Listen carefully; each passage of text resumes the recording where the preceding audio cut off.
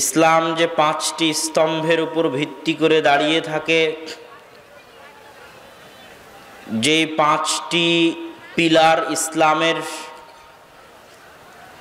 তার মধ্যে দুটির সম্পর্ক আল্লাহ সুবহানাহু ওয়া তাআলার দয়া, রহমত এবং করুণার সাথে, যেমন সিয়াম এবং হজ। কেউ যদি দিনের বেলা লুকিয়ে পানি পান করে, খাদ্য খায়, তাহলে পৃথিবীর কোনো শক্তি নাই তাকে জোরপূর্বক সিয়াম পালন করাবে। সিয়ামের সম্পর্ক পুরোটাই আল্লাহর ভালোবাসা, আল্লাহর দয়া, আল্লাহর রহমত, আল্লাহ সুবহানাহু ওয়া তাআলার করুণার সাথে। কিন্তু এর ব্যতিক্রম দুটো ইবাদত হচ্ছে যাকাত এবং সালাত। যাকাত এবং সালাতের সম্পর্ক আল্লাহর শাসন, আল্লাহর ক্ষমতা, আল্লাহ সুবহানাহু ওয়া তাআলার দাপট, আল্লাহ সুবহানাহু ওয়া তাআলার পাওয়ার, আল্লাহ সুবহানাহু ওয়া তাআলার প্রভাব, আল্লাহ সুবহানাহু ওয়া তাআলার প্রতিপত্তির সাথে। মানুষকে যাকাত এবং সালাত পিটিয়ে আদায় করানো হবে। যাকাত এবং সালাতের জন্য মানুষের বিরুদ্ধে যুদ্ধ করা হবে। যাকাত এবং সালাতের জন্য মানুষকে হত্যা করা হবে। যাকাত ব্যতীত ইসলামের অর্থনীতি কল্পনা করা যায় না। সালাত ব্যতীত ইসলামের সামাজিক নিয়ম, রীতিনীতি, সামাজিক সিস্টেম কল্পনা করা যায় না। সালাত এই জন্য এত গুরুত্বপূর্ণ,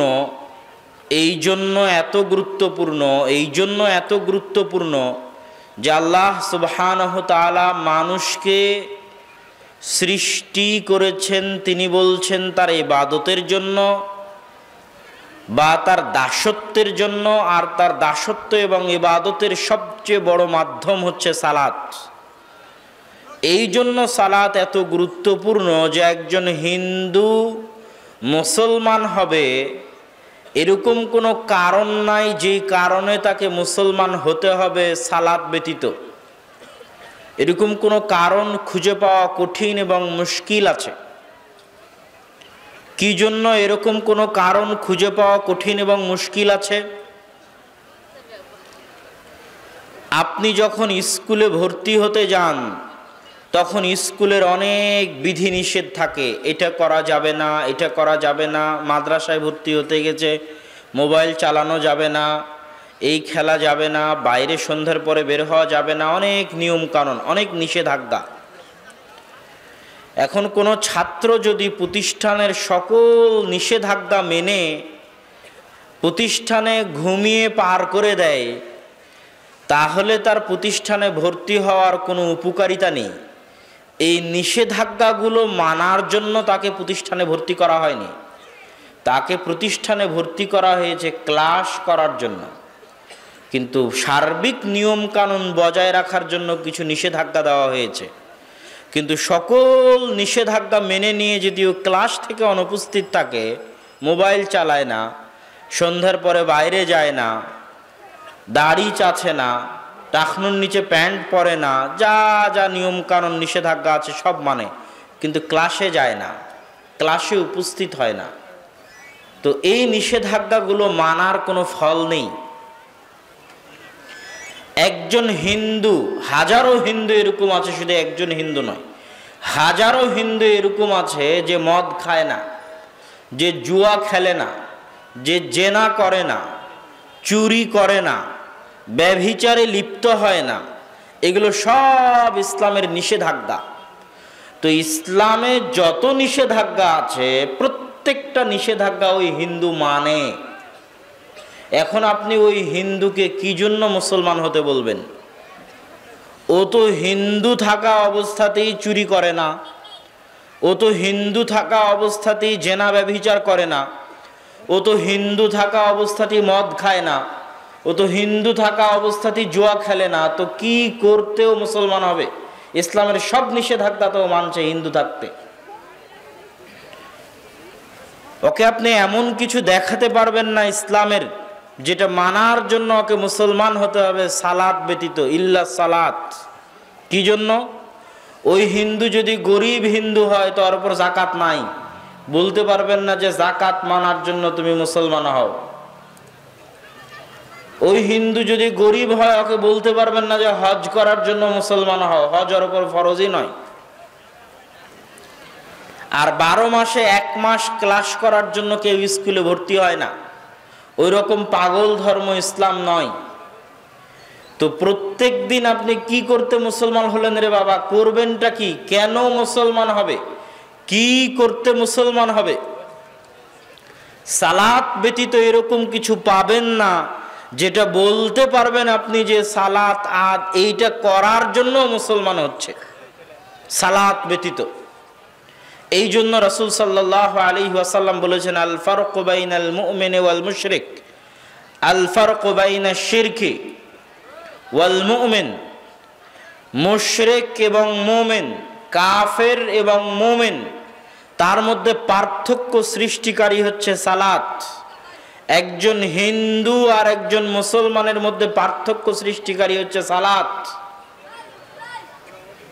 যে মুসলমান সালাত আদায় করে না, ওই মুসলমানের মধ্যে আরেকজন হিন্দুর মধ্যে কোনো পার্থক্য নেই, যেটা আমি আপনাদের সামনে উদাহরণ দিয়ে পরিষ্কার করেছি। তাহলে সালাত এত গুরুত্বপূর্ণ এই জন্যই যে ইসলামের মূল অংশই হচ্ছে সালাত। আমি যদি বলি ইসলামের অপর নামই সালাত, ইসলাম মানেই সালাত, তবুও ভুল হবে না। সালাত কি জন্য আল্লাহ সুবহানাহু তাআলা মানুষের নিকটে এত কঠিন এবং এত কঠোরভাবে চান সেটাও বলবো। তার আগে আরো একটা জিনিস মনে রাখেন সালাতের বিষয়ে সূক্ষ্ম। সকল ইবাদতের শর্ত আছে, শর্ত বাতিল হয়ে গেলে ইবাদত বাতিল, শর্ত নাই ইবাদত নাই। যাকাত আদায়ের জন্য শর্ত হচ্ছে নিসাব পরিমাণ সম্পদের মালিক হতে হবে। নিসাব পরিমাণ সম্পদের মালিক হতে পারেনি, যাকাত নাই, আদায় করতে হবে না।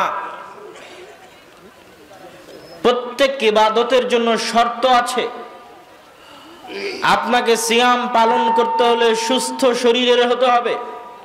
অসুস্থ শরীর যদি হয়, চিরস্থায়ী রোগী যদি হয়, ফিদিয়া দিয়ে দিবে, সিয়াম পালন করা লাগবে না। শর্ত নাই, শর্ত বাতিল, তো ইবাদত আদায় করতে হবে না। বদল আছে, কাফফারা আছে, ফিদিয়া আছে, সব ব্যবস্থা আছে।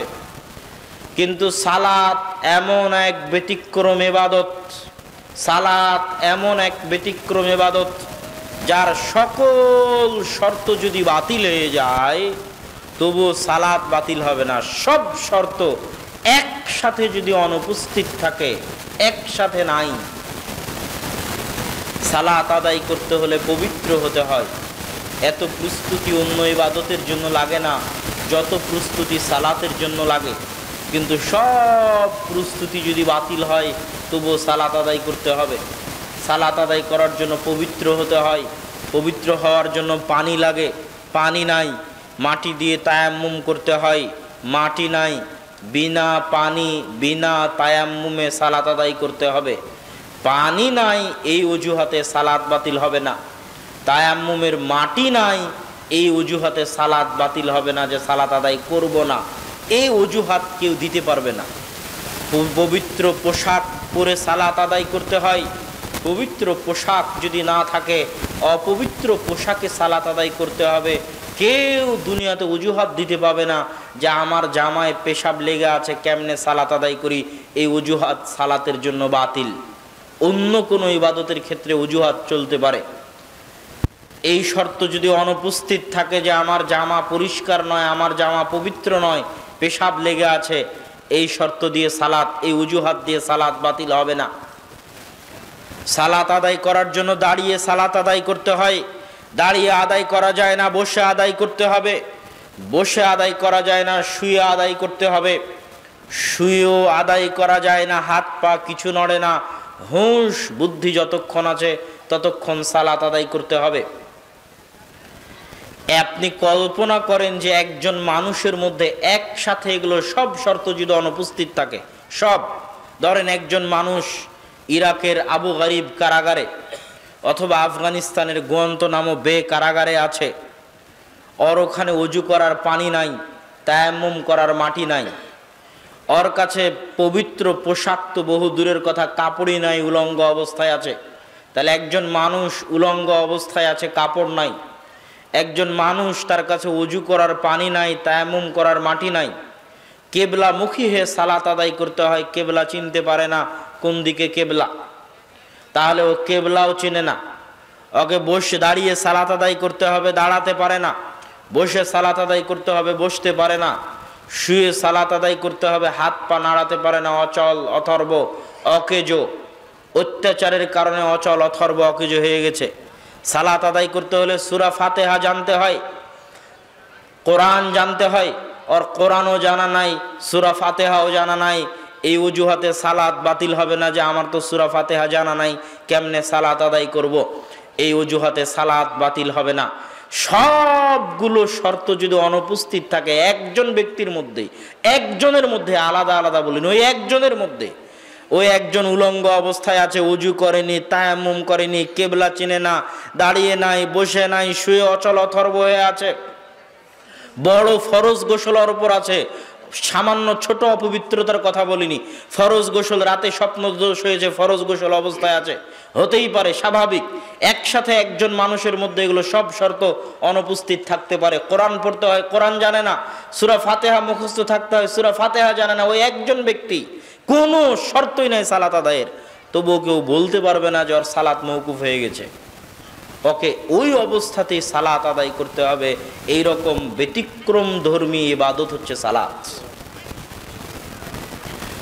সালাতের বিষয়ে আল্লাহ সুবহানাহু তাআলা এবং রাসূল সাল্লাল্লাহু আলাইহি ওয়াসাল্লাম কেন এত জোরালো, এত কঠিন, এত কঠোর গুরুত্ব আরোপ করেছেন সালাতের জন্য, তার সবচেয়ে বড় কারণ হচ্ছে সালাত মানুষকে শয়তানের খপ্পর থেকে বাঁচতে সবচেয়ে বড় অবলম্বন, সবচেয়ে বড় ঢাল, সবচেয়ে বড় মাধ্যম, যে মানুষ শয়তানের ষড়যন্ত্র থেকে, মাকাইদ আশ-শায়াতিন, শয়তানের ষড়যন্ত্র থেকে বাঁচবে। এর চেয়ে বড় অস্ত্র পৃথিবীতে আর নাই সালাত ব্যতীত, শয়তানের ষড়যন্ত্র থেকে বাঁচার জন্য। রাসূল সাল্লাল্লাহু আলাইহি ওয়াসাল্লাম বলেছেন, মা মিন কারিয়াতিন, এমন কোন গ্রাম যেই গ্রামে বসবাস করে 3 জন মানুষ, যেই গ্রামে বসবাস করে মাত্র 3 জন মুসলমান, সেটা আফ্রিকার কোনো জঙ্গল হতে পারে, আটলান্টিক মহাসমুদ্রের অতল গহ্বরে হতে পারে, আমেরিকা ইসরায়েলের মতো ইহুদি খ্রিস্টান দেশে হতে পারে, মাত্র 3 জন মুসলমান আছে কোনো গ্রামে, কোনো শহরে, কোনো জঙ্গলে, কোনো মরুভূমিতে, আর তারা ওয়ামা উকিমাতিস সালাহ, আজান ইকামত দিয়ে সালাত কায়েম করে না, ইল্লাস্তাহওয়াযা আলাইহিমুশ শাইতান, তাহলে শয়তান তাদের উপর আক্রমণ করে, এমনভাবে আক্রমণ করে যেমনভাবে পালবিহীন ভেড়াকে নেকড়ে বাঘে আক্রমণ করে, ওইভাবে ওই ব্যক্তিকে শয়তান আক্রমণ করে। প্রথমত এই হাদিস বুঝার জন্য আপনাকে বুঝতে হবে যে শয়তানের অস্তিত্ব বাস্তব, কাল্পনিক নয়। শয়তানের অস্তিত্ব বাস্তব, কাল্পনিক নয়। শয়তানের অস্তিত্ব বাস্তব, কাল্পনিক নয়। পবিত্র কোরআন এবং হাদিসের পৃষ্ঠায় পৃষ্ঠায়, পাতায় পাতায় আল্লাহ সুবহানাহু তাআলা এবং তার রাসূল মানুষকে শয়তান থেকে বাঁচাতে চেয়েছে, শয়তান থেকে সতর্ক করতে চেয়েছে। আমেরিকা, ইসরায়েল, ভারত আপনার অত বড় শত্রু নয় যত বড় শত্রু আপনার সাথে থাকা শয়তান। কেননা ওই আমেরিকা ইসরায়েলের সাথে কবে আপনার যুদ্ধ হবে আপনি জানেন না, কিন্তু আপনার সাথে যে শয়তান আছে ওর সাথে আপনার 24 ঘন্টার লড়াই, সকাল সন্ধ্যের লড়াই। এটা কাল্পনিক নয়, এটা বাস্তব। আল্লাহ সুবহানাহু তাআলা পবিত্র কোরআনে শয়তানের কথা, আর রাসূল সাল্লাল্লাহু আলাইহি ওয়াসাল্লাম হাদিসে শয়তানের কথা এত বেশি পরিমাণে বলেছে যে শয়তানের উপর যদি আপনি বিশ্বাস না আনতে পারেন যে শয়তান বাস্তবে আছে, আপনি হেদায়েতের রাস্তা খুঁজে পাবেন না, বরং আপনি ধোঁকা খেতেই থাকবেন, ধোঁকা খেতেই থাকবেন। দেখেন, আলোচনায় ফিরে যাওয়ার আগে এখানে 2-1 মিনিট শয়তান সম্পর্কে 2-একটা কথা বলে নেই, কেননা শয়তান থেকে বাঁচাতেই সালাতের উপর এত কঠোর ও কঠিন গুরুত্ব আরোপ। সেটা কিভাবে, সেটাও আমি খুলে ব্যাখ্যা করে আপনাদেরকে বুঝাবো, কিন্তু তার আগে শয়তানকে বুঝেন। আল্লাহ সুবহানাহু ওয়া তাআলা পবিত্র কোরআন মাজিদে বহু জায়গায় বলেছেন, ইন্নাশ শাইতানা লাকুম আদুউম মুবিন, শয়তান তোমাদের প্রকাশ্য শত্রু। শয়তান কি করে? প্রত্যেকটা খারাপ কাজকে মানুষের সামনে ভালো করে পেশ করে। যুয়্যিনা লাহুমুশ শাইতানু মা কানু ইয়ামালুন, শয়তান তাদের সামনে তাদের কাজকে ভালো করে সুন্দর করে পেশ করে। আপনি যখন গান শোনেন তখন গান শুনতে যে ভালো লাগে, এটা আপনার ভালো লাগা নয়, এটা শয়তান আপনার কানে বসে আপনাকে ভালো লাগায়, এই ক্ষমতা আল্লাহ শয়তানকে দিয়েছে। কিন্তু এই ষড়যন্ত্র মানুষ ধরতে পারে না। রাসূল সাল্লাল্লাহু আলাইহি ওয়াসাল্লাম হাদিসে বলছেন যে মানুষ যখন ফজরের সালাতের সময় ঘুমিয়ে থাকে তখন শয়তান মানুষকে বলে, নাম নাম নাম, ইন্নাল লাইলা লাতাবিল, ঘুমাও ঘুমাও, রাত অনেক লম্বা, এবং 3টে গিট দিয়ে দেয়। তো যদিও শয়তানের এই প্ররোচনায় পা না দিয়ে সকালবেলা যখন শীতের রাতে আপনাকে ঘুমাতে ভালো লাগে, এই ভালো লাগাটা আপনার ভালো লাগা নয়, এটা শয়তানে ভালো লাগায়। কিন্তু যতক্ষণ আপনি শয়তানকে চিনতে পারেননি ততক্ষণ তো আপনি মনে করবেন আমাকে ঘুমাতে ভালো লাগছে, এটাই ধোঁকা। যতক্ষণ আপনি শয়তানকে বুঝতে পারেননি, শয়তানের অস্তিত্ব কাল্পনিক মনে করেছেন, বাস্তব মনে করেননি, ততক্ষণ আপনি মনে করবেন ঘুমাচ্ছেন তো আপনি আপনার আরামের জন্য।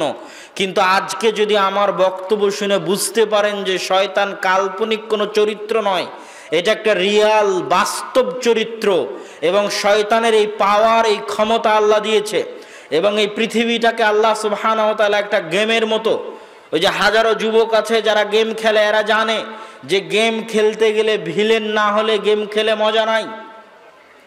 ভিলেন থাকলেই তবে গেমে তার বিরুদ্ধে লড়াই করে মজা আছে। আল্লাহ আপনাকে পৃথিবীতে পাঠানোর সাথে সাথে আপনার জন্য ভিলেনও পাঠিয়ে দিয়েছে, শয়তানও পাঠিয়ে দিয়েছে, এটাই আপনার খেলা। আর আপনাকে সঠিক রাস্তা দেখানোর জন্য, সঠিক পথ দেখানোর জন্য নবী রাসূল কোরআন হাদিস দিয়ে দিয়েছে। এখন আপনি খেলেন, নবী রাসূল কোরআন হাদিসের কথা শুনে শয়তানের খপ্পর থেকে বাঁচার চেষ্টা করবেন, শয়তানের সাথে লড়াই করবেন, দিয়ে আল্লাহর বান্দা হবেন, না শয়তানের দাস, শয়তানের গোলাম, শয়তানের বান্দা হবেন, এটাই খেলা। কিন্তু এই খেলার কোনো টাইম টেবিল নাই, কোনো সময় নাই, কখন শেষ হবে পৃথিবীর কেউ জানে না।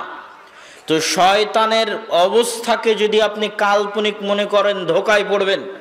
আপনার ফজরের সালাতের সময়ের ঘুম আপনার নয়, এটা শয়তানে আপনাকে ভালো লাগায়। কানে গান শুনতে ভালো লাগে, এটা আপনার ভালো লাগা নয়, এটা শয়তানে আপনাকে ভালো লাগায়। যেই দিন আপনি বুঝবেন এটা শয়তানে লাগাচ্ছে, ওই দিন আপনি সচেতন হবেন, ও হো এটা তো আমি না, এটা তো শয়তানে আমাকে করাচ্ছে, অতএব এটা করা হবে না, এর বিরুদ্ধে লড়াই করতে হবে। আর যতক্ষণ আপনি মনে করবেন যে শয়তান কাল্পনিক, আর ঘুমাবেন মনে করবেন নিজের আরামের জন্য ঘুমাচ্ছেন, গান শুনতে ভালো লাগছে তাই শুনছি, ততক্ষণ শয়তানের ষড়যন্ত্র ধরতে পারবেন না, শয়তানের বিরুদ্ধে লড়াইও করতে পারবেন না, আর ইহকাল পরকাল উভয়টাই হারাবে। রাসূল সাল্লাল্লাহু আলাইহি ওয়াসাল্লাম বলছেন, ওই শয়তানের প্ররোচনায় পা না দিয়ে, যে শয়তানকে চিনে, শয়তানকে জানে, শয়তানকে কাল্পনিক মনে করে না, বাস্তব মনে করে, যে শয়তানের সাথে লড়াই করে ঘুম থেকে উঠে ওযু করে দোয়া পড়ে, ওর সকালটা হয় নাশীতান, চঞ্চল ফুর্তিময়, শরীরে কোনো অলসতা কাজ করে না। আর যে শয়তানের প্ররোচনায় পড়ে ঘুমিয়ে থাকে, ফজর বাদ দিয়ে 8টা 9টায় 10টায় উঠে, ওর পুরো দিনটা কাটে অলসতায়, খাবিসান নাফস, অন্তরটা কলুষিত অবস্থায়, খাবিসান নাফস, কুকুর শ্রীগালের মতো অন্তরটা কলুষিত অবস্থায়, অলস অবস্থায় সারাদিন পার হয়। আর যদি শয়তানের সাথে লড়াই করে সকালে উঠে যায় তাহলে তিবান নাফস, অন্তরটা পবিত্র থাকে। আর নাশীতান, উৎফুল্ল পরিশ্রমী মেজাজে সারা দিন পার করে, তার সময়ে বরকত হয়।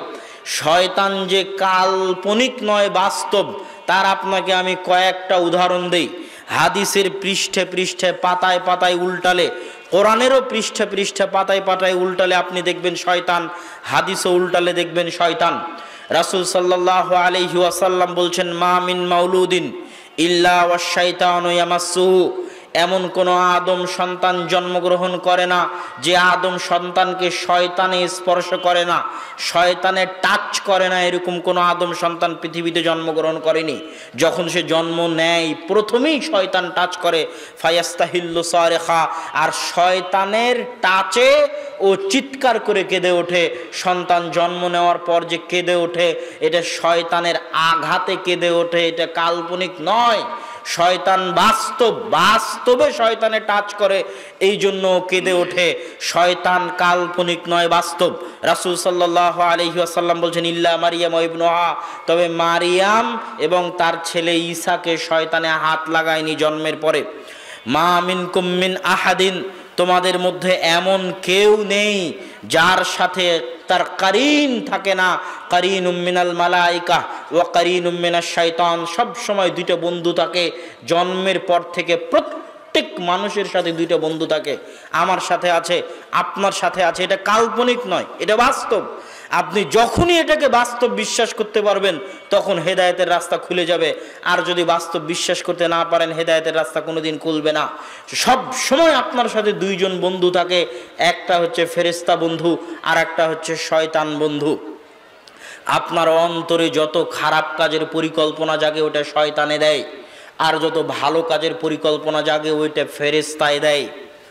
আর এই শয়তানকে আল্লাহ এত ক্ষমতা দিয়ে রেখেছে, ইয়াজরি মাজরাদ দাম, মানুষের রক্ত কণিকা যেদিক দিয়ে চলাচল করে ওই প্রত্যেকটা জায়গার মধ্যে দিয়ে শয়তান চলাচল করতে পারে। রক্ত কণিকা যেই দিক দিয়ে চলাচল করে ওই প্রত্যেকটা জায়গার মধ্যে দিয়ে শয়তান চলাচল করে। এই জন্য ইসলামের যত দোয়া, যত নিয়ম, যত আদব, সবগুলোর সাথে শয়তানের সম্পর্ক। রাসূল সাল্লাল্লাহু আলাইহি ওয়াসাল্লাম বলছেন, যখন তোমাদের কেউ, এগুলো হচ্ছে সব শয়তান কেন্দ্রিক। আপনি হাদিস পড়বেন আর দেখবেন শয়তান। রাসূল সাল্লাল্লাহু আলাইহি ওয়াসাল্লাম বলছেন, আগলিকুল আবওয়াব, দরজা বন্ধ করো। ওয়াজকুরুসমাল্লাহ, দরজা বন্ধ করার সময় আল্লাহর নাম নাও।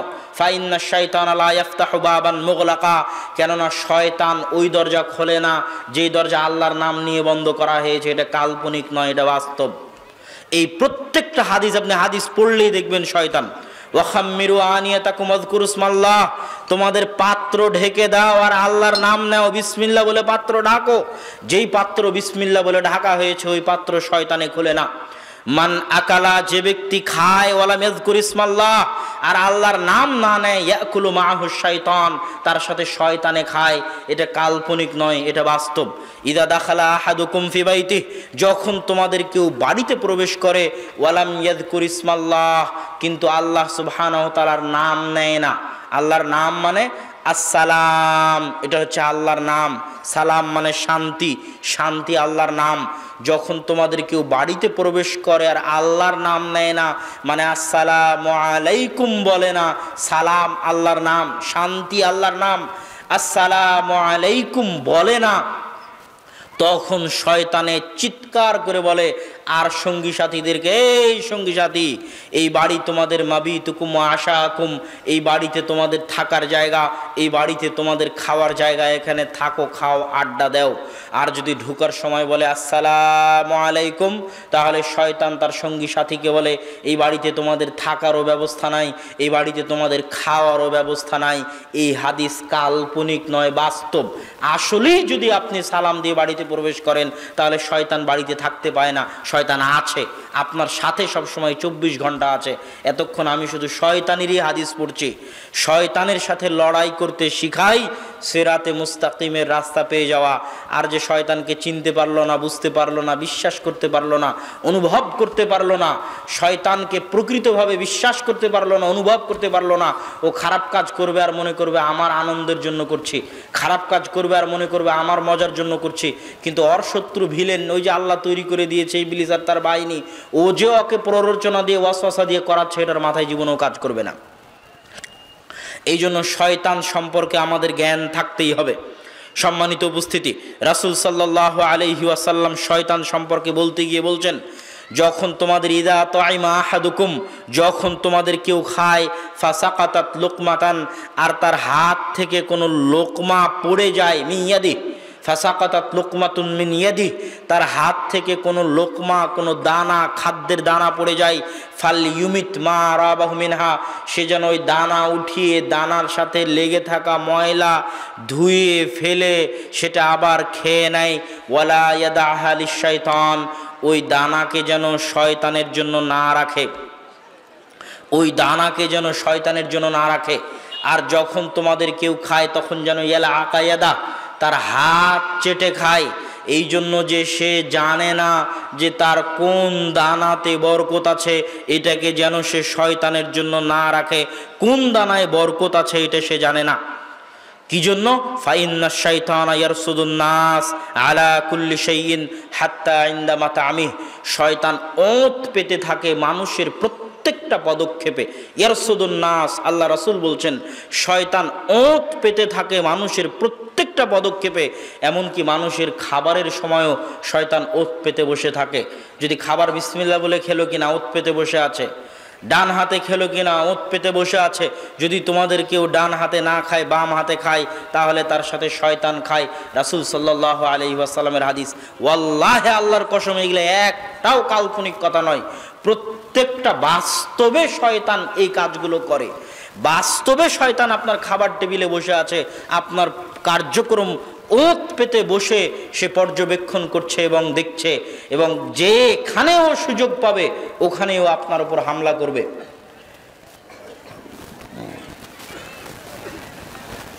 যেখানেও সুযোগ পাবে ওখানেও আপনার উপর হামলা করবে, এটাই তার কাজ। রাসূল সাল্লাল্লাহু আলাইহি ওয়াসাল্লাম বলছেন, যখন তোমাদের কেউ বাড়ি থেকে বের হয়, সে যদি বলে বিসমিল্লাহি তাওয়াক্কালতু আলাল্লাহ, এই দোয়া যদি পড়ে, তাহলে ও শয়তানের খপ্পর থেকে বেঁচে গেল, শয়তান তার থেকে দূরে সরে যায়। আর ও যদি এই দোয়া না পড়ে, তাহলে শয়তান তার সাথে থাকে। এরকম শয়তানের হাদিস যদি আমি পড়তে থাকি, অসংখ্য অগণিত শয়তানের হাদিস। ওই বাড়িতে ফেরেশতা প্রবেশ করে না, যে বাড়িতে ছবি থাকে, কুকুর থাকে, ওই বাড়িতে শয়তান থাকে, যেই বাড়িতে ছবি থাকে, কুকুর থাকে। এগুলো সব হচ্ছে বাস্তব হাদিস, এগুলো একটাও কাল্পনিক নয়। আর শয়তান মানুষের চিরন্তন শত্রু। কেউ যদি বাথরুমে প্রবেশ করে আর বলে আল্লাহুম্মা ইন্না আউযু বিকা মিনাল খুবুসি ওয়াল খাবাইস, তাহলে শয়তানের চোখ বন্ধ হয়ে যায়। বিসমিল্লাহ বলে শয়তান বললে শয়তান কিছুই দেখতে পায় না। এগুলো সব বাস্তব হাদিস। এই কোরআনের পাতা পাতা উল্টাবেন, দেখবেন আল্লাহ সুবহানাহু ওয়া তাআলা শয়তানের কথা বলছে। হাদিসের পৃষ্ঠা পৃষ্ঠা উল্টাবেন, দেখবেন রাসূল সাল্লাল্লাহু আলাইহি ওয়াসাল্লাম শয়তানের কথা বলছে। কোরআনের মধ্যে আল্লাহ সুবহানাহু ওয়া তাআলা শয়তানের শপথ নকল করেছেন। ফাবিমা আগওয়াইতানি লাআকুদান্নাহুম সিরাতাকাল মুস্তাকিম মিন বাইনি আইদিহিম ওয়া মিন খালফিহিম। শয়তান শপথ করে বলছে যে আমি আদম সন্তানকে সিরাতে মুস্তাকিম থেকে পথ ভ্রষ্ট করার জন্য চেষ্টা করব, তার সামনে থেকে চেষ্টা করব, তার পিছন থেকে চেষ্টা করব, তার ডান দিক থেকে চেষ্টা করব, তার বাম দিক থেকে। তার মানে আপনি চারিদিক দিয়ে শয়তানের ঘেরা টোপে আক্রান্ত হয়ে আছেন। শয়তান আপনাকে চারদিক থেকে ঘিরে আছে। এই শয়তানের খপ্পর থেকে বাঁচার সবচেয়ে বড় মাধ্যম হচ্ছে সালাত। যে হাদিসটা শয়তানের আলোচনার শুরুতে বলেছি, যে রাসূল সাল্লাল্লাহু আলাইহি ওয়াসাল্লাম বলেছেন, তিনজন মানুষও যদি থাকে আর যদি সালাত আযান ইকামত দিয়ে কায়েম না করে, তাহলে তারা শয়তানের খপ্পরে পড়বেই পড়বে। কেন আপনি সালাত দিয়ে শয়তান থেকে বাঁচতে পারবেন? সালাত কি এমন উপকার করবে যে আপনি শয়তান থেকে বাঁচতে পারবেন? আল্লাহ সুবহানাহু ওয়া তাআলা পবিত্র কোরআন মাজিদে বলছে, ইন্নাস সালাতা তানহা আনিল ফাহশাই ওয়াল মুনকার। সালাত মানুষকে অন্যায় অনাচারের কাজ থেকে দূরে রাখে। এখন আপনি দেখছেন যে কিরে ওই মানুষ তো সালাত আদায় করে তাও তো গুনাহ করে, সালাত আদায় করে তাও তো খারাপ কাজ করে। এর কারণ কিন্তু সালাত নয়। এর কারণ কি জানেন? এর কারণ হচ্ছে সালাত যেই উদ্দেশ্যে দেওয়া সেটা হচ্ছে অন্তরকে কন্ট্রোল করতে পারার প্রশিক্ষণের প্রথম ধাপ হচ্ছে সালাত। পৃথিবীতে মানুষ যত গুনাহ করে সব গুনাহের মূল কারণ হচ্ছে শয়তানের ওয়াসওয়াসা থেকে নিজের অন্তরকে কন্ট্রোল করতে পারে না। যত গুনাহ করে সব গুনাহের মূল কারণ হচ্ছে শয়তানের ওয়াসওয়াসা থেকে নিজের অন্তরকে কন্ট্রোল করতে পারে না। এখন একটা কাজ করার জন্য তো আপনাকে প্রশিক্ষণ নিতে হবে। আপনি যদি অন্তরকে কন্ট্রোল করতে চান তাহলে আপনাকে কিছু করেই অন্তরকে প্রশিক্ষণ দিতে হবে কন্ট্রোল করা। আর অন্তরকে কন্ট্রোল করার সবচেয়ে বড় মাধ্যম, অন্তরকে কন্ট্রোল করার সবচেয়ে বড় মাধ্যম হচ্ছে সালাত। ওই যে রাসূল সাল্লাল্লাহু আলাইহি ওয়াসাল্লামের হাদিস, কেউ যদি টানা 40 দিন তাকবীরে তাহরিমা, তাকবীরে উলা, প্রথম তাকবীর, তাকবীরে তাহরিমার সাথে টানা 40 দিন জামাতে সালাত আদায় করে তাহলে ও জাহান্নাম থেকে মুক্ত। আল্লাহু আকবার। কিন্তু আপনি শুরু করেন দেখি পারেন কিনা, কয়দিন টিকতে পারেন? টিকতে পারবেন না, খুব কঠিন। আপনার অন্তরের জন্য সবচেয়ে বড় চ্যালেঞ্জ হচ্ছে 5 ওয়াক্ত সালাতে মসজিদে উপস্থিত হওয়া। এটাই সবচেয়ে বড় চ্যালেঞ্জ। আপনি দেখবেন যে নামাজি কিন্তু গুনাহ করছে, ও 5 ওয়াক্ত সালাতে নিয়মিত মসজিদে উপস্থিত হয় না রে বাবা। ও নামাজ ঠুকঠুক পড়ে, এক ওয়াক্ত পড়লো, এক ওয়াক্ত ছাড়লো, এক ওয়াক্তে মসজিদে যায়, তার এক ওয়াক্তে যায় না। নিয়মিত 5 ওয়াক্ত সালাতে মসজিদে উপস্থিত হওয়া এটা আপনার অন্তরের জন্য সবচেয়ে বড় চ্যালেঞ্জ। আর ওই যে 40 দিন টানা আপনি 5 ওয়াক্ত সালাত তাকবীরে তাহরিমা সহ পড়লেন, এটা যেন আপনার অন্তরকে প্রশিক্ষণ দেওয়ার প্রথম ধাপ কমপ্লিট করে ফেললেন। আর আপনার অন্তরকে যখন আপনি এতখানি কাবু করতে পেরেছেন যে 5 ওয়াক্ত সালাতে মসজিদে নিয়ে যেতে পারছেন অন্তরকে, তাহলে অন্য গুনাহ থেকে অন্তরকে কন্ট্রোল করার ক্ষমতা অটোমেটিক আপনার মধ্যে চলে আসবে। আমি মনে হয় বুঝাতে পারিনি আপনাদেরকে। আমি যদি বুঝাতে না পারি তাহলে এটা আমার ব্যর্থতা। ওই যে মুসল্লি পাপে লিপ্ত আছে, পাপ করছে, ও নিয়মিত 5 ওয়াক্ত সালাত মসজিদে জামাতের সাথে আদায় করে না, এই জন্য এখনো আর নামাজ ওকে গুনাহ থেকে বিরত রাখতে পারেনি। অন্তরকে প্রশিক্ষণের প্রথম ধাপ নিয়মিত 5 ওয়াক্ত সালাত মসজিদে উপস্থিত করার মতো এই চ্যালেঞ্জ মোকাবেলা করা। আর অন্তরকে প্রশিক্ষণের শেষ ধাপ, অন্তরকে প্রশিক্ষণের শেষ ধাপ সালাতুর রাজুলি ফি জাওফিল লাইল ওয়ান নাসু নিয়াম, রাতের অন্ধকারে মানুষের সালাত, যখন অন্য মানুষে ঘুমন্ত। কেউ যদি তাহাজ্জুদের সালাতের আদি হয়ে যায়, অভ্যস্ত হয়ে যায়, নিজের অন্তরকে এতটা কাবু করতে পেরেছে, এতটা কন্ট্রোলে আনতে পেরেছে যে প্রতি রাতে তাহাজ্জুদের সালাতে উপস্থিত হয়ে তাহাজ্জুদের সালাত আদায় করতে পারে, তো ওর অন্তরকে যে এতখানি কন্ট্রোল করতে পেরেছে, ও অন্য অনেক গুনাহ থেকে বিরত থাকার মতো তার অন্তরকে কন্ট্রোল করতে পারবে। এটা অন্তর প্রশিক্ষণের শেষ ধাপ।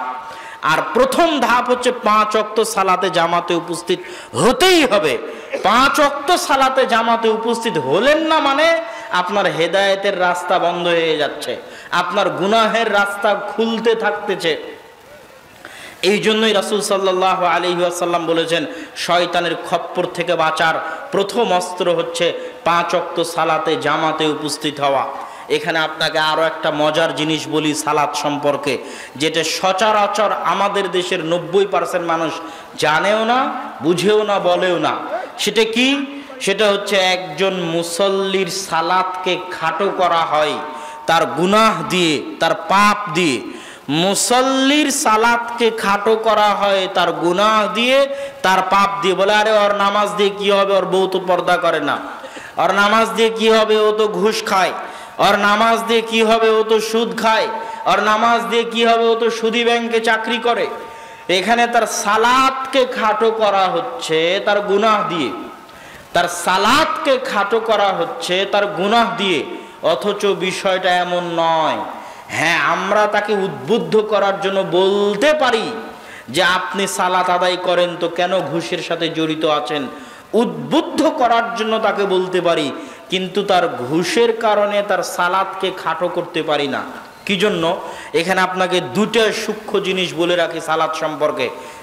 এক, আল্লাহ সুবহানাহু তাআলার নিষেধ লঙ্ঘন করার চাইতে আল্লাহ সুবহানাহু তাআলার আদেশ লঙ্ঘন করা মহাপাপ। আল্লাহ সুবহানাহু তাআলার নিষেধাজ্ঞা অমান্য করার চাইতে আল্লাহ সুবহানাহু তাআলার আদেশ লঙ্ঘন করা বড় পাপ। ইবনুল কাইয়িম রাহিমাহুল্লাহ বইয়ের মধ্যে লিখেছেন যে আল্লাহ সুবহানাহু তাআলার আদেশ, আল্লাহ সুবহানাহু তাআলার নিষেধ অমান্য করার চাইতে আল্লাহর আদেশ লঙ্ঘন করা বড় পাপ। আল্লাহর নিষেধ কি? আল্লাহ সুবহানাহু তাআলা বলেছেন সুদ খাওয়া হারাম, আহাল্লাল্লাহুল বাইআ ওয়া হাররামার রিবা। আল্লাহর আদেশ কি? আকিমুস সালাত, সালাত কায়েম করো। সুদ খাওয়ার গুনাহের চাইতে সালাত ছেড়ে দেওয়ার গুনাহ বড় মহাপাপ। আল্লাহর আদেশ হচ্ছে, আল্লাহর নিষেধ হচ্ছে ঘুষ খাওয়া হারাম। আল্লাহ সুবহানাহু তাআলার আদেশ হচ্ছে সালাত আদায় করো। ঘুষ খাওয়ার গুনাহের চাইতে সালাত ছেড়ে দেওয়ার গুনাহ বড় মহাপাপ। আল্লাহ সুবহানাহু তাআলার নিষেধ হচ্ছে, আল্লাহ সুবহানাহু তাআলা খামর, মাদক দ্রব্যকে হারাম করেছেন। আল্লাহর আদেশ আকিমুস সালাত, সালাত কায়েম করো। মদ খাওয়ার গুনাহের চাইতে সালাত ছেড়ে দেওয়ার গুনাহ মহাপাপ, বড় পাপ।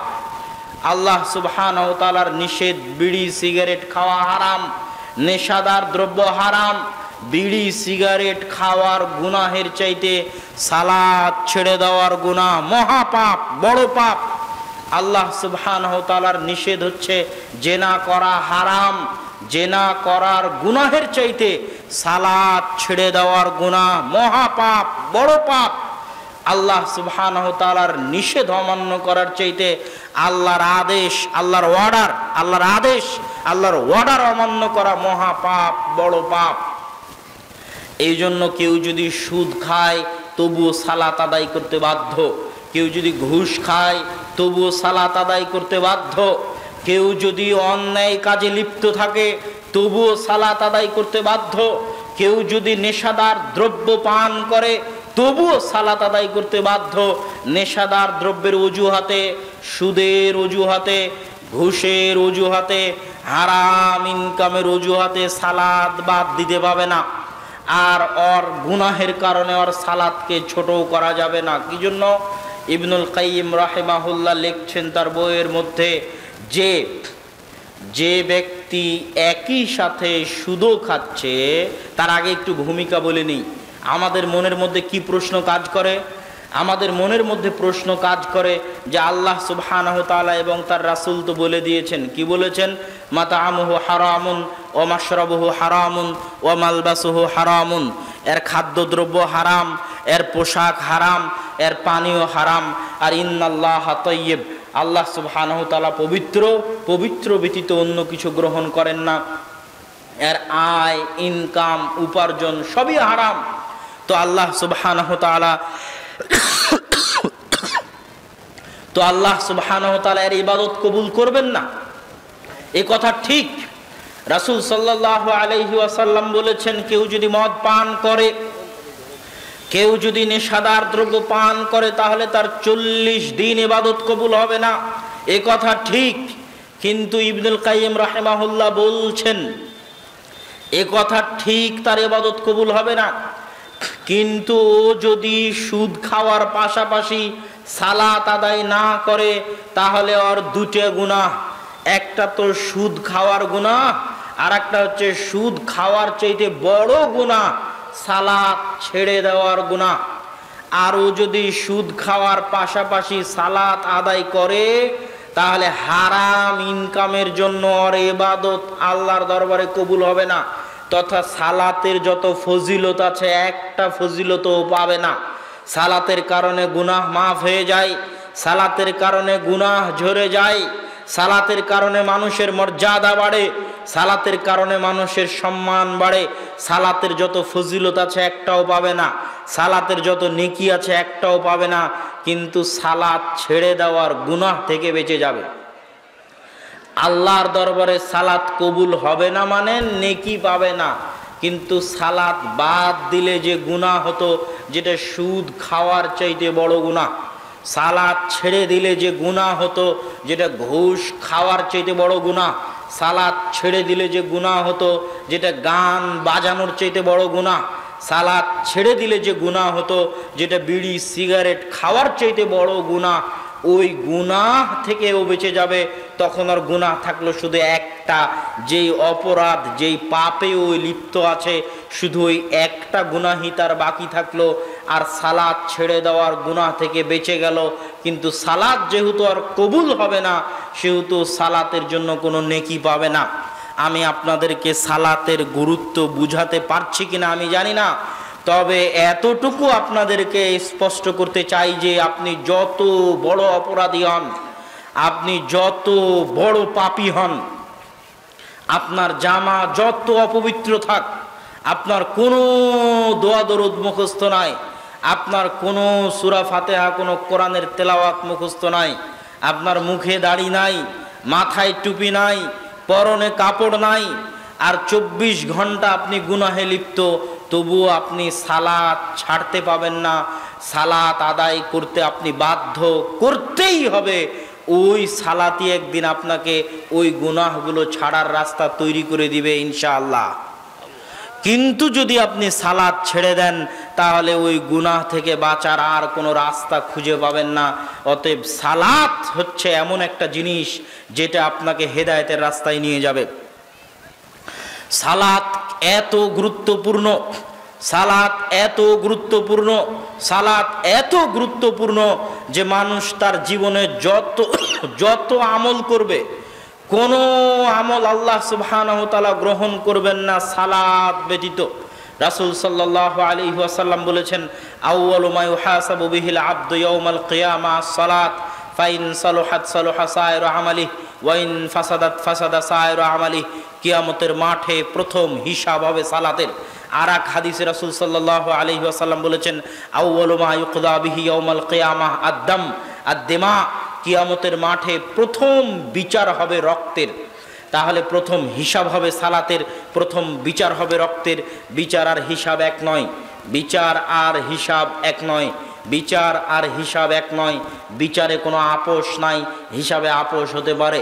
বিচারে কোনো আপোষ নাই, হিসাবে আপোষ হতে পারে। বিচার মানে সারা পৃথিবীর মানুষ, জজ কোর্ট, হাইকোর্ট, উচ্চ আদালত, বিচার, সালিশ, পাড়া, গ্রাম, চেয়ারম্যান, এমপি, মেম্বার, মন্ত্রী, কোথাও তার ন্যায় বিচার পায়নি। পৃথিবীর শুরু থেকে নিয়ে শেষ পর্যন্ত মানুষের উপর যত অত্যাচার করেছে, পশু প্রাণীতে আর এক পশু প্রাণীর উপর যত অত্যাচার করেছে, মানুষে পশু প্রাণীর উপর যত অত্যাচার করেছে, অত্যাচারের মাত্রা বাড়তে বাড়তে বাড়তে বাড়তে বাড়তে বাড়তে আসমান ছুঁয়ে গেছে। কিয়ামতের মাঠে আল্লাহ সুবহানাহু ওয়া তাআলা হবেন বিচারক। কোনো ওকিল, কোনো দোভাষী থাকবে না। আল্লাহ সুবহানাহু ওয়া তাআলা ওই যে আসমান ছুঁয়ে গেছে অত্যাচার, আল্লাহ সুবহানাহু ওয়া তাআলা বিচার শুরু করবেন। বিচারে কোনো আপোষ নাই। ওই অত্যাচারের মাত্রাকে তিনি কমাতে কমাতে কমাতে কমাতে বিচারের মাঠে শূন্য করবেন। যদি তিনি বিচারের মাঠে অত্যাচারকে শূন্য, জিরো না করতে পারেন, তাহলে তিনি আদল নন, তাহলে তিনি ন্যায়পরায়ণ নন। ওয়া ইয়াজ বিল্লাহ। আর আল্লাহ ন্যায়পরায়ণ। ইন্নী হারামতু যুলমা আলাইয়া, আল্লাহ বলছেন আমি আমার উপর জুলুম বা অত্যাচারকে হারাম করেছি। তিনি ন্যায়পরায়ণ, তিনি নিজের উপর জুলুম বা অত্যাচারকে হারাম করেছেন। তিনি ন্যায়পরায়ণ, তিনি নিজের উপর জুলুম বা অত্যাচারকে হারাম করেছেন। এই জন্য বিচারক হিসেবে যখন তিনি দায়িত্ব পালন করবেন, তখন কোনো ছাড়, কোনো আপোষ নাই। তিনি জিরো করবেনই করবেন, অত্যাচারের মাত্রাকে তিনি জিরো করবেনই করবেন। এমনকি অশিংওয়ালা ছাগলকে শিং দিয়ে, দুনিয়াতে যেই ছাগলের শিং ছিল ওকে মারার জন্য বলবেন, বলে আল্লাহ সুবহানাহু ওয়া তাআলা এইভাবে অত্যাচারের মাত্রাকে জিরো করবেন। এটা বিচার। আর এই বিচারের প্রথম বিচার হবে হত্যার। এই বিচারের প্রথম বিচার হবে রক্তের। কে কাকে দুনিয়াতে হত্যা করেছে, নিহত ব্যক্তি হত্যাকারীর ঘাড় ধরে আল্লাহর দরবারে নিয়ে আসবে, আল্লাহ এ আমাকে হত্যা করেছে, এটা আল্লাহর বিচার। এখানে কোনো ছাড় নাই। এখানে কোনো মাফ নাই, এখানে কোনো আপোষ নাই। আর হিসাব হচ্ছে আল্লাহ আপনাকে করতে বলেছিল, আপনি করেননি। আল্লাহ আপনাকে সালাত আদায় করতে বলেছিল, দান করতে বলেছিল, যাকাত দিতে বলেছিল, কোরআন তেলাওয়াত করতে বলেছিল, এগুলো সব হিসাব। তো এই সব হিসাবের প্রথম হিসাব হবে সালাতের। যদি সালাত আপনি ঠিক মতো দিতে না পারেন, তাহলে অন্য আর একটাও আল্লাহ সুবহানাহু ওয়া তাআলা দেখবেন না। তুমি সালাতের হিসাবই ঠিক করনি, অন্যগুলো দেখে কি লাভ? আমি তো তোমাকে যে আদেশ দিয়েছি করার জন্য, তার সবচেয়ে বড় একমাত্র আদেশ হচ্ছে সালাত। কিছুই যদি না করতে, খালি যদি 5 ওয়াক্ত সালাত আদায় করতে, আর যদি গরিব হয় ওর যাকাত নাই, ও যদি গরিব হয় ওর হজ নাই, 5 ওয়াক্ত সালাত, 1 মাসের সিয়াম, আল্লাহ সুবহানাহু ওয়া তাআলা ক্ষমা করে জান্নাতে দিয়ে দিতে পারতেন। আশা করা যায় ইনশাআল্লাহ। জান্নাতে যাওয়া অত কঠিন কিছু নয়। শুধুই যদি 5 ওয়াক্ত সালাত, নিকটে সবচেয়ে প্রিয় হচ্ছে ফরজ। আল্লাহ যেটাকে আপনাকে ফরজ করেছেন ওটা সবচেয়ে প্রিয়। কোটি টাকা দান করার চাইতে জোহরের সালাত জামাতে আদায় করা আল্লাহর নিকটে বেশি প্রিয়। আপনি যত নেকির কাজ করেন না কেন, সব নেকির কাজের চাইতে আল্লাহর নিকটে সবচেয়ে বেশি প্রিয় হচ্ছে যেটা আল্লাহ সুবহানাহু ওয়া তাআলা আপনার উপর ফরজ করেছেন। সেটা খালি ফরজটুকুই করেন, করে আল্লাহর দরবারে যান, আপনার গুনাহ খাতা আল্লাহ সুবহানাহু ওয়া তাআলা আশা করা যায় মাফ করে দিয়ে আপনাকে জান্নাতে দিয়ে দিবে ইনশাআল্লাহ। কিন্তু সালাতই যদি আদায় না করেন, আর যত এদিক ওদিক যান, এটা করেন সেটা করেন, কিছুই আর কিয়ামতের মাঠে কাজে আসবে না। সালাত এত গুরুত্বপূর্ণ, সালাত এত জরুরি, সালাত এত প্রয়োজনীয়। সম্মানিত উপস্থিতি, সালাত এত গুরুত্বপূর্ণ, এত জরুরি, এত প্রয়োজনীয় দেখেই ইব্রাহিম আলাইহিস সালাতু ওয়াস সালাম দোয়া করেছেন আল্লাহর নিকটে, রব্বি জাআলনি মুকিমাস সালাহ ওয়া মিন যুররিয়াতি, আল্লাহ আমাকে সালাত আদায়কারী বানান, আমার বংশধরকে সালাত আদায়কারী বানান। আল্লাহ আমাকে সালাত আদায়কারী বানান, আমার বংশধরকে সালাত আদায়কারী বানান। সালাত আদায়কারী হওয়াই সবচেয়ে বড় সফলতা। কিচ্ছু করা লাগবে না, কিচ্ছু হওয়া লাগবে না। বিসিএস ক্যাডার হওয়ার দরকার নাই, পিএইচডি ডিগ্রির দরকার নাই, কোটি টাকার দরকার নাই, বাড়ি গাড়ির দরকার নাই। সবচেয়ে বড় সফলতা 5 ওয়াক্ত সালাত নিয়মিত মসজিদে জামাতে আদায় করতে পারা। এই জন্য ইব্রাহিম আলাইহিস সালাম আল্লাহর কাছে চাইতেন, আল্লাহ সালাত আদায়কারী বানান, আমার বংশধরকে সালাত আদায়কারী বানান। আপনাদের নিজেদেরও দোয়া থাকা উচিত আল্লাহর নিকটে যে হে আল্লাহ, আপনি আমাদেরকে মৃত্যু দিবেন না সালাত আদায়কারী না বানিয়ে, আমিন। হে আল্লাহ, আমাদের বংশধরকে মৃত্যু দিবেন না সালাত আদায়কারী না বানিয়ে, আল্লাহুম্মা আমিন। এবং যত পিতা আছেন, যত মাতা আছেন, সন্তানকে এখন থেকে সালাতের জন্য ডাকবেন, সালাতের জন্য ডাকেন। আপনার এই ডাকার মধ্যে আল্লাহ এমন বরকত দিবে। এখন হয়তো আপনার সন্তান আপনার ডাকে সাড়া দিয়ে সালাত আদায় করছে না, কিন্তু এই ডাকের মধ্যে আল্লাহ এমন বরকত দিবে, একদিন আসবে যেই দিন ও সালাত আদায় করবে। কিন্তু আপনি যদি নাই ডাকেন, তাহলে এই বরকত তৈরি হবে কোথায় থেকে? এই জন্য আপনারা সালাত নিজেরা আদায় করবেন, সন্তান সন্ততিকে সালাতের জন্য ডাকবেন, জীবন বাজি রেখে একটাই কাজ করার চেষ্টা করবেন। কিছুই করার দরকার নাই রে বাবা, জীবন বাজি রেখে একটাই কাজ করার চেষ্টা করবেন। পরিবার পরিজন, আত্মীয় স্বজন, বাপ মা, ছেলে মেয়ে সবাই মিলে শুধু একটাই কাজ করার চেষ্টা করবেন, সেটা হচ্ছে সালাত। এই সালাতের আমানত যদি রক্ষা করতে পারেন, দুনিয়ার বাকি সব রাস্তা আপনার জন্য উন্মুক্ত হয়ে যাবে। পৃথিবীতে যারা দুনিয়াবী জীবনেও সফলতা অর্জন করতে চায়, দুনিয়াবী জীবনেও যারা সফলতা অর্জন করতে চায়, তাদেরও সালাতের বাইরে কোনো রাস্তা নাই যে রাস্তা দিয়ে ওরা দুনিয়াবী জীবনে সফলতা অর্জন করবে। কেন এই কথা বললাম? আজকের পৃথিবীতে যারা সফলতার দার্স দেয়, সফলতার আলোচনা করে, তারা মানুষকে সবার আগে শিখায় টাইম ম্যানেজমেন্ট। যারা শিক্ষিত ছেলেপেলে আছে তারা বুঝতে পারবে যে সময়কে কন্ট্রোল করতে পারা, টাইম ম্যানেজমেন্ট করতে পারলে সময়ে বরকত হয়, সব কাজ সুষ্ঠুভাবে সম্পূর্ণ করা যায়, সময় মতো সম্পূর্ণ করা যায়। তো এই টাইম ম্যানেজমেন্টের আমার গবেষণা অনুযায়ী সালাতের চাইতে আর কোনো বড় মাধ্যম নাই যেটা দিয়ে মানুষ তার সময়কে কন্ট্রোল করতে পারে। আপনি যদি দেখবেন যে 5 ওয়াক্ত সালাত বিহীন একটা দিন আর 5 ওয়াক্ত সালাত ওয়ালা একটা দিন, যেই দিনটা আপনার 5 ওয়াক্ত বিহীন পার হয়ে গেছে, ওই দিনে দেখবেন কোনো কাজই হয়নি। দেখবেন যে আপনার কাজই তো শুরু করেছেন আপনি 10টার সময়, 10টার সময় কাজ শুরু করতে করতেই তো দুপুরের খাবারের সময় হয়ে গেছে। দুপুরের খাবারের সময় হয়ে কাজ শুরু করতে না করতে লেবার মিস্ত্রি এখন বলছে চলে যাব, সময়ে বরকত পাবেন না। আর ওই যে ফজরের সালাতে যদি উঠেন, ফজর থেকে জোহর পর্যন্ত মেলা লম্বা সময় ফজরের সালাতে উঠে কাজ শুরু করবেন, দেখবেন 10টার মধ্যে কাজ শেষ হয়ে গেছে, আর কি কাজ করবেন, কাজ খুঁজে পাবেন না। এটা সালাতের বরকত। আবার যখন জোহরের সময় আসবে তখন সালাত বলবে, আপনাকে সালাত বলবে, এই তুমি জোহরের পর কি করবা এখনই ভাবো। এটা হচ্ছে আপনাকে সালাত আপনাকে রিমাইন্ড করছে। আর আপনি যদি ওই ক্যারাম বোর্ড খেলতে থাকছেন, জুয়া খেলতে থাকছেন, কখন জোহর থেকে আসর হয়ে গেছে, আসর থেকে মাগরিব হয়ে গেছে, মাগরিব থেকে ইশা হয়ে গেছে, দিন পার হয়ে গেছে, আপনি বুঝতে পারেননি। ওই দেখা যাচ্ছে মোবাইল নিয়ে বসে আছে, ফেসবুক নিয়ে বসে আছে, ভিডিও গেম নিয়ে বসে আছে, সিরিয়াল নিয়ে বসে আছে, মুভি নিয়ে বসে আছে, কখন জোহর হয়েছে, আসর হয়েছে, মাগরিব হয়েছে, ইশা হয়েছে, বুঝতে পারেনি। ওর দিন কিভাবে পার হয়ে গেছে বুঝতে পারেনি। আর ও যদি ওই খারাপ কাজটা করা অবস্থাতেও যদি সালাত আদায় করতো, তাহলে জোহরের সালাতের সময় জোহরের সালাত ওকে একবার রিমাইন্ড দিত, এরপরে কি করবা। আবার আসরের সময় আর একবার রিমাইন্ড দিত, আর এরপরে কি করবি। আবার মাগরিবের সময় আর একবার রিমাইন্ড দিত, এরপরে কি করবি। এশার সময় আর একবার রিমাইন্ড দিত, এরপরে কি করবি। তাহলে যত কাজে ব্যস্ত থাক, প্রত্যেক ব্যস্ততার মাঝে একটা করে ছোট্ট বিরতি আছে, যেই বিরতিতে ও নতুন করে ভাবার সুযোগ পাচ্ছে, দিনটাকে কাজে লাগানোর সুযোগ পাচ্ছে। এটা যে টাইম ম্যানেজমেন্টের যত মূলনীতি আছে, সব মূলনীতিতে সালাতের চাইতে বড় কোনো মাধ্যম নাই, যেটা একজন ব্যবসায়ী, যেটা একজন কৃষক, যেটা একজন ছাত্র, যেটা একজন শিক্ষক, যেটা একজন দোকানদার, যে পর্যায়ে আছে, সকলের বরকতের রাস্তা, দুনিয়াবী সফলতার রাস্তা উন্মুক্ত করে দিবে, এরকম কোনো মাধ্যম সালাতের বাইরে নাই। আর মানুষ আজকের যুগে আত্মহত্যা করে, মানসিক প্রশান্তি খুঁজতে যায়, মানসিক প্রশান্তি খুঁজতে গিয়ে যোগা করে, ধ্যান করে, অমুক তমুক কত রাস্তা অবলম্বন করে। সালাত হচ্ছে মানুষের মানসিক প্রশান্তির সবচেয়ে বড় মাধ্যম। দেখেন, মানসিক প্রশান্তির দুইটা মাধ্যম। এক নাম্বার হচ্ছে আলা বিযিক্রিল্লাহি তাতমাইন্নুল কুলুব।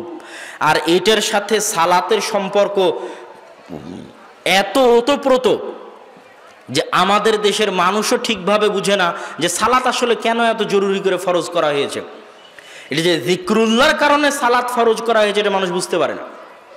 কোরআনের আয়াত দেখবেন, আল্লাহ সুবহানাহু ওয়া তাআলা বলছেন আকিমিস সালাতা লিযিকরি, আকিমিস সালাতা লিযিকরি। আল্লাহ বলেছেন কোরআনে আকিমিস সালাতা লিযিকরি, আল্লাহকে স্মরণ। আল্লাহকে স্মরণ কেমন বিষয়, আল্লাহকে স্মরণ কেমন বিষয় সেটা আপনাকে একটু 2 মিনিট দেখাই। ইউনুস আলাইহিস সালাতু ওয়াস সালাম আল্লাহর নবী, আল্লাহর নবী মাছের পেটে আছেন। আল্লাহ কি জানেন না যে তার নবী মাছের পেটে?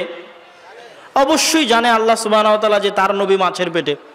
তো আল্লাহ সুবহানাহু ওয়া তাআলা কি তার নবীকে ভালোবাসেন না? অবশ্যই ভালোবাসেন। আল্লাহ সুবহানাহু ওয়া তাআলার কি তার নবীর সাথে কথা হয় না, যোগাযোগ হয় না? অবশ্যই তার সাথে কথা হয়, যোগাযোগ হয়। আল্লাহ জানেন তার নবী মাছের পেটে, আল্লাহ তার নবীকে ভালোবাসেন, আল্লাহর সাথে তার নবীর যোগাযোগ হয়, কথা হয়। তারপরও আল্লাহ বলছেন যে ইউনুস যদি মাছের পেটে আমাকে না ডাকতো, আমাকে না স্মরণ করতো, তাহলে আমার নবী হওয়ার পরও, আমি এটা জানার পরও যে ইউনুস মাছের পেটে, কিয়ামত পর্যন্ত তাকে মাছের পেট থেকে বের করতাম না। আল্লাহু আকবার। তাহলে আল্লাহ তার নবীর কাছেও চান যে তার নবী তাকে বিপদে পড়ে ডাকুক। লা ইলাহা ইল্লা আনতা সুবহানাকা ইন্নী কুনতু মিনাজ জালিমিন। এই আয়াতের পরে কোরআনে আল্লাহ সুবহানাহু ওয়া তাআলা এই কথা বলেছেন। মুসা আলাইহিস সালাতু ওয়াস সালামকে আল্লাহ সুবহানাহু ওয়া তাআলা বলছেন ইযহাব ইলা ফিরআউন, যাও ফিরআউনের নিকটে, দাওয়াত দাও ফিরআউনকে। মুসা আলাইহিস সালাতু ওয়াস সালাম উজুহাত আল্লাহর সামনে পেশ করলেন। মুখ পুড়ে গেছে, কথা ভালো করে বলতে পারি না, আমার ভয় হয় আমার সাথে একজন পরামর্শ দানকারী দেন, যাতে সে আমাকে পরামর্শ দিতে পারে এবং আমার জন্য শক্তি হিসেবে কাজ করে। যখন মুসা আলাইহিস সালাতু ওয়াস সালাম আল্লাহকে বললেন যে আমার জিহ্বা কাজ করে না, তখন আল্লাহ চাইলে সাথে সাথেই মুসা আলাইহিস সালাতু ওয়াস সালামের জিহ্বা ঠিক করে দিতে পারতেন। আল্লাহ জানছেন যে মুসার জিহ্বা এতদিন থেকে পুড়ে আছে, এতদিনেও আল্লাহ মুসা আলাইহিস সালামের জিহ্বা ঠিক করে দেননি। যখন মুসা আলাইহিস সালাতু ওয়াস সালাম বলছেন না আমার জিহ্বায় সমস্যা, তখনও আল্লাহ সুবহানাহু ওয়া তাআলা মুসা আলাইহিস সালামের জিহ্বা ঠিক করে দেননি। আল্লাহ আবার পাল্টা মুসা আলাইহিস সালামকে বলছেন, মুসা আলাইহিস সালাম জিহ্বা যদি ঠিক করতে চান তাহলে আমার কাছে দোয়া করেন, রব্বি শরহ লি সদরি ওয়া ইয়াসসির লি আমরি ওয়াহলুল উকদাতাম মিন লিসানি ইয়াফকাহু কওলি। যেখানে আল্লাহর সাথে নবীর রানিং কথোপকথন হচ্ছে, আল্লাহ জানছে নবীর এই সমস্যা, আল্লাহ নবীকে দাওয়াত দেওয়ার জন্য পাঠাচ্ছে, নবীও বলছে আমার এই সমস্যা, সেখানে আল্লাহ আবার পাল্টা নবীকে বলছে আমার কাছে চাইতে হবে। আল্লাহু আকবার। তো নবী যখন এবার পাল্টা আল্লাহ সুবহানাহু ওয়া তাআলার কাছে আল্লাহর শিখিয়ে দেওয়া দোয়া অনুযায়ী বলল, তখন এবার আল্লাহ সুবহানাহু ওয়া তাআলা নবীর জিহ্বা ঠিক করে দিলেন। তাহলে এইটা হচ্ছে আল্লাহ সুবহানাহু ওয়া তাআলার জিকির, আল্লাহ সুবহানাহু ওয়া তাআলার স্মরণ, আল্লাহ সুবহানাহু ওয়া তাআলার ডাক, আল্লাহ সুবহানাহু ওয়া তাআলার আহ্বান। এটা কিভাবে মানুষের অন্তরের সাথে সম্পৃক্ত, কেন মানুষের আত্মিক প্রশান্তি আল্লাহর স্মরণে নিহিত আছে? এই জন্য যে আমার এবং আপনার এই শরীর পৃথিবীতে সৃষ্টি হয়েছে, মায়ের পেটে সৃষ্টি হয়েছে, দুনিয়ার খাদ্য, দুনিয়ার রক্ত মাংস দিয়ে তৈরি হয়েছে, কিন্তু আমাদের শরীরের ভিতরে যে আত্মা আছে, এ আত্মা দুনিয়াতে তৈরি হওয়া নয়, এ আত্মা মায়ের পেটে তৈরি হওয়া নয়, এ আত্মা রক্ত মাংস দিয়ে তৈরি হওয়া নয়, এ আত্মা আল্লাহর ফেরেশতা আসমান থেকে ৪৪ দিন নিয়ে এসে রক্ত মাংসের শরীরে ফু দিয়ে প্রবেশ করিয়েছে। এটা সে আত্মা, যে আত্মা আসমান থেকে এসেছে, দুনিয়াতে তৈরি হওয়া নয়। আর এই আত্মা সে আত্মা, যে আত্মা আল্লাহর সামনে শপথ করেছে, আলাস্তু বিরাব্বিকুম ক্বালু বালা, আমি কি তোমাদের প্রতিপালক নই? তখন আত্মা বলেছে, হ্যাঁ আপনি আমাদের প্রতিপালক। এই জন্য যত অন্যায়, যত অত্যাচার, যত গুনাহ, সব গুনাহকে আল্লাহ বলেছেন আত্মার উপর অত্যাচার, সব গুনাহকে। আল্লাহুম্মা ইন্নী যালামতু নাফসি, এই দোয়ার অনুবাদ এটা নয় যে আল্লাহ আমি গুনাহ করেছি মাফ করে দেন, এই দোয়ার অনুবাদ হচ্ছে আল্লাহ আমার আত্মার উপর অত্যাচার করেছি আমি শয়তানের ওয়াসওয়াসায়। রব্বানা যালামনা আনফুসানা, এই আয়াতের অর্থ এটা নয় যে আল্লাহ আমি গুনাহ করেছি আমাকে মাফ করে দেন, এই আয়াতের অর্থ হচ্ছে আল্লাহ আমি আমার আত্মার উপর অত্যাচার করেছি, যে আত্মা আসমান থেকে এসেছে, দুনিয়াতে সৃষ্টি হওয়া নয়। কিন্তু দুনিয়ার এই রক্ত মাংসের শরীরে আসার পর শয়তানের প্ররোচনায় পড়ে ওই আত্মার উপর অত্যাচার করেছি। এটা অত্যাচার। এই অত্যাচারিত আত্মা কাঁদে, এই অত্যাচারিত আত্মা কষ্টে থাকে, এই অত্যাচারিত আত্মা হতবিহ্বল থাকে, এই অত্যাচারিত আত্মা হতাশাগ্রস্ত থাকে, বিষাদগ্রস্ত থাকে। আপনি পাল্টা প্রশ্ন করবেন, কই আব্দুল্লাহ ভাই, আমি তো বুঝতে পারি না, যে আমি তো নামাজ কালামও পড়ি না, আমি তো মদ জুয়া আড্ডা সব খেলি, কই আমার আত্মার উপর যে অত্যাচার হচ্ছে এটা তো আমি বুঝতে পারি না। আমি আপনাকে পাল্টা বলবো, আপনার আত্মার উপর যে আপনি অত্যাচার করছেন এটা বুঝার জন্য আপনি কোনোদিন সময় দিতে পারেননি। কেন সময় দিতে পারেননি? আবার কোরআনের আয়াত থেকে সমাধান নেই। আল্লাহ সুবহানাহু ওয়া তাআলা কোরআনের আয়াতে বলেছেন, আলহাকুমুত তাকাসুর হাত্তা যুরতুমুল মাকাবির, পারস্পরিক ধন সম্পদের প্রতিযোগিতা তোমাদেরকে ভুলিয়ে রেখেছে। কি ভুলিয়ে রাখা? আল্লাহ শব্দের অর্থ কি? ছোট বাচ্চা যখন মায়ের দুধের জন্য কাঁদে, তখন আপনি ছোট বাচ্চাকে ভুলিয়ে রাখেন যেন মায়ের দুধ না চায়, ঝুনঝুনি দিয়ে ভুলিয়ে রাখেন, মোবাইল বাজিয়ে ভুলিয়ে রাখেন, বাইরে নিয়ে গিয়ে ভুলিয়ে রাখেন, হাসি খেল তামাশার মাধ্যমে ভুলিয়ে রাখেন। ওই যে ছোট বাচ্চাকে আপনি খেলনা দিয়ে, মোবাইল দিয়ে, ঝুনঝুনি দিয়ে কোনো একটা কিছু থেকে ভুলিয়ে রাখতেছেন, দুনিয়ার চাকচিক্য, দুনিয়ার মোহ আপনাকে ওইভাবে ভুলিয়ে রেখেছে আপনার মৃত্যু থেকে, আপনাকে ওইভাবে ভুলিয়ে রেখেছে আপনার কবর থেকে, আপনাকে ওইভাবে ভুলিয়ে রেখেছে আপনার মৃত্যু থেকে। ওই যুবক তো রাত্রে ঘুমাতে ঘুমাতে মোবাইল চালিয়েছে, ঘুম থেকে উঠে আবার মোবাইলে হাত দিয়েছে, তাহলে ও কখন তার আত্মাকে সুযোগ দিল এটা বুঝার জন্য যে ও তার আত্মার উপর অত্যাচার করছে? ওকে তো আলহাকুমুত তাকাসুর হাত্তা যুরতুমুল মাকাবির, ওর মোবাইল ওকে ভুলিয়ে রেখেছে যে ও একদিন মারা যেতে পারে, ওর গান বাজনা ওকে ভুলিয়ে রেখেছে ও একদিন মারা যেতে পারে, ওর মুভি সিনেমা জুয়া তাস ওকে ভুলিয়ে রেখেছে যে ও একদিন মারা যেতে পারে, আর মৃত্যু নিশ্চিত, এই মৃত্যু থেকে ওকে ভুলিয়ে রেখেছে।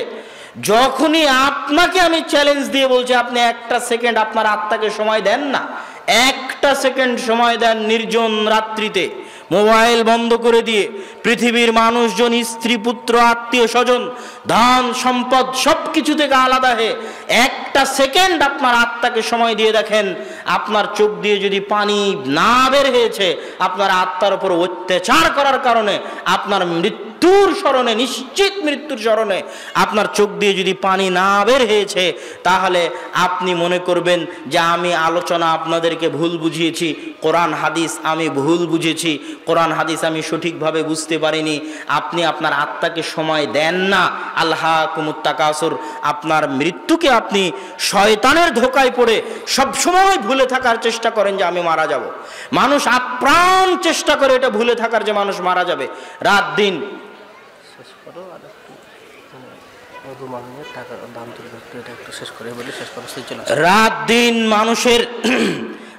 দিন মানুষের আমি আমার আলোচনার শেষের দিকে চলে এসেছি। আমি বলছিলাম যে আত্মার খোরাক হচ্ছে সালাত। তো সালাতের ক্ষেত্রে আল্লাহ সুবহানাহু ওয়া তাআলা বলছে আকিমিস সালাতা লিযিকরি, সালাত আদায় করবে আমাকে স্মরণ করার জন্য। কি জন্য? দিনে রাতে 24 ঘন্টায় আমি চাইতাম মানুষ তুমি 50 বার আল্লাহকে স্মরণ করো। তো 50 বার যদি স্মরণ না করতে পারো, অন্তত পক্ষে 5 বার আল্লাহকে স্মরণ করতে হবে। অন্তত পক্ষে 5 বার আল্লাহ সুবহানাহু ওয়া তাআলাকে স্মরণ করতে হবে। এটা মানুষের উপর ফরজ, মানুষের উপর জরুরি, মানুষের উপর ওয়াজিব। সম্মানিত উপস্থিতি, সালাতের আলোচনার শেষের দিকে এসে বলবো, সালাতের শেষ বৈশিষ্ট্য হচ্ছে আসমানের নিচে জমিনের উপরে আল্লাহর নিকটে দোয়া চাওয়ার, আল্লাহর নিকটে প্রার্থনা করার, আল্লাহর নিকটে সাহায্য চাওয়ার। সালাতের চাইতে বড় কোনো মাধ্যম নেই, সালাতের চাইতে উত্তম কোনো মাধ্যম নেই, সালাতের চাইতে শ্রেষ্ঠ কোনো মাধ্যম নেই। আল্লাহর নিকটে দোয়া চাওয়ার সবচেয়ে বড় মাধ্যম হচ্ছে সালাত। এই জন্য রাসূল সাল্লাল্লাহু আলাইহি ওয়াসাল্লাম বৃষ্টি চাওয়ার জন্য সালাতের ব্যবস্থা করলেন। এই জন্য রাসূল সাল্লাল্লাহু আলাইহি ওয়াসাল্লাম চন্দ্রগ্রহণের বিপদ থেকে বাঁচতে সালাতের ব্যবস্থা করলেন। এই জন্য রাসূল সাল্লাল্লাহু আলাইহি ওয়াসাল্লাম জানাজার ব্যক্তি, মৃত ব্যক্তির দোয়া করার জন্য সালাতের ব্যবস্থা করলেন। প্রত্যেকটা পর্বে দেখবেন সালাতের ব্যবস্থা। মারিয়াম আলাইহা সালাতু ওয়াস সালামকে দেখে জাকারিয়ার সন্তানের ইচ্ছা হলো, সন্তানের জন্য দোয়া করবেন, সালাতে দাঁড়িয়ে গেলেন। সারা আলাইহা সালাতু ওয়াস সালাম বিপদে পড়েছেন, পৃথিবীতে সাহায্য করার মতো কেউ তখন নাই যে সাহায্য করতে পারে, আল্লাহর সাহায্যের দরকার, সাহায্যের জন্য সালাতে দাঁড়িয়ে গেলেন। তো আল্লাহর সাহায্য পাওয়ার সবচেয়ে বড় মাধ্যম হচ্ছে সালাত। এই বলে আজকের আলোচনার শেষের দিকে চলে আসি। আজকের আলোচনার যে জালসা, যে আয়োজন, এই আয়োজনে আপনাদের সহযোগিতার হাত, দানের হাত আপনারা বাড়িয়ে দিবেন। আর দানের কথা বলতে গিয়ে আমি ছোট্ট একটা আয়াত বলেই মানুষকে বুঝাতে চাই দানের কথা। মিম্মা রাযাকনাহুম ইউনফিকুন, আল্লাহ বলেনি আপনার টাকা দান করতে হবে। গোটা কোরআনে কোথাও আল্লাহ সুবহানাহু ওয়া তাআলা বলেনি যে আপনি আপনার টাকা দান করবেন। সব জায়গায় আল্লাহ বলেছেন রাযাকনা, তোমার পকেটে যে টাকা আছে ওটা আমার দেওয়া রিজিক। 500 বিঘা সম্পত্তির মালিক হলেও ওটা আমার দেওয়া রিজিক, 100 তলা বিল্ডিংয়ের মালিক হলেও এটা আমার দেওয়া রিজিক। আল্লাহ কোথাও বলেননি যে আপনি আপনার টাকা দান করেন। রাযাকনা মিম্মা রাযাকনাহুম ইউনফিকুন, আমরা রিজিক হিসেবে দিয়েছি, আমি আল্লাহ আমার দেওয়া রিজিক, ওই রিজিক থেকে আমার রাস্তায় দান করো, আমি তোমার ধন সম্পদ আরও বাড়িয়ে দিব। তো আপনাদের মধ্যে যারা যাবে রুমাল হাতে করে আপনারা তাদের সহযোগিতা করার চেষ্টা করবেন। আলোচনার শেষের দিকে এসে কয়েকটি দাওয়াত আপনাদের উদ্দেশ্যে। এক, আল জামিয়া সালাফিয়া রূপগঞ্জ নারায়ণগঞ্জে আগামী 3-4 মার্চ সালাফি কনফারেন্স, সেখানে আপনাদের উপস্থিত হওয়ার জন্য আহ্বান। দ্বিতীয়ত, আপনাদের থেকে দিনাজপুর খুব বেশি দূরে হবে বলে আমার ধারণা নয়। উত্তরবঙ্গের জন্য, রংপুর বিভাগের জন্য একটা শিক্ষার প্রাণকেন্দ্র গড়ে উঠুক, এই জন্য আমরা দিনাজপুর, তেঘরা, বিরলে প্রায় 10 থেকে 12 বিঘা জমির উপর আল জামিয়া সালাফিয়ার উদ্বোধন এবং সালাফি কনফারেন্স 11ই মার্চ শুক্রবার জুমার খুতবা দিয়ে শুরু হবে। রূপগঞ্জ নারায়ণগঞ্জে যেতে না পারলেও আপনাদের নিকটে উদাত্ত আহ্বান থাকবে যে অবশ্যই দিনাজপুরের এই সম্মেলনে আপনারা অংশগ্রহণ করার চেষ্টা করবেন, এটা আপনাদের নিকটে দাওয়াত থাকলো। আর আজকে যদি বই পুস্তক, মাসিক আল ইতিসাম এগুলো সম্ভবত এই স্টলে আজকে বিক্রি হবে না। হাতের বামে বইয়ের স্টল আছে, বইয়ের দোকান দেওয়া আছে, সেখানে আপনারা পাবেন। বিশেষ করে নতুন কয়েকটি বই আছে, যেমন পোশাক পরিচ্ছদের নিয়ম কানুন, সাজসজ্জার নিয়ম কানুন, কেমন পোশাক পুরুষে পরবে, কেমন পোশাক নারীতে পরবে, এর বিধিবিধান সংক্রান্ত বই, পোশাক, নতুন বই। তারপরে নতুন বই হচ্ছে রাসূল সাল্লাল্লাহু আলাইহি ওয়াসাল্লামের সালাত এবং প্রচলিত সালাত, রাসূল সাল্লাল্লাহু আলাইহি ওয়াসাল্লামের সালাত বনাম প্রচলিত সালাত। এই বইটাও নতুন প্রকাশিত হয়েছে, সালাতের উপর সহজ সাবলীল সাধারণ জনগণের বোধগম্য ভাষায় লিখিত বই। আপনাদের মধ্যে হয়তো রুমাল নিয়ে ঘুরছে আমার ধারণা, বের হয়েছে। যদি বের হয় তাহলে আপনারা অবশ্যই তাদেরকে আপনাদের সহযোগিতার হাত বাড়িয়ে দিবেন। এই নতুন বইগুলো, রিজিক নামে একটা বই আছে, সেটাও নতুন বই। আর যদি কোনো বই না নিয়ে যেতে পারেন তাহলে মাসিকালে ইতিসাম ছাড়া যাওয়া হবে না, মাসিকালে ইতিসাম নিয়ে যেতে হবে। এটা আপনাদের ঈমানি নৈতিক দায়িত্ব ও কর্তব্য। এই বলে আমি আমার আজকের সালাতের উপর সংক্ষিপ্ত আলোচনা এখানেই শেষ করছি। ওয়া আখিরু দাওয়ানা আনিল হামদুলিল্লাহি রাব্বিল আলামিন। আসসালামু আলাইকুম ওয়া রাহমাতুল্লাহি ওয়া বারাকাতুহু।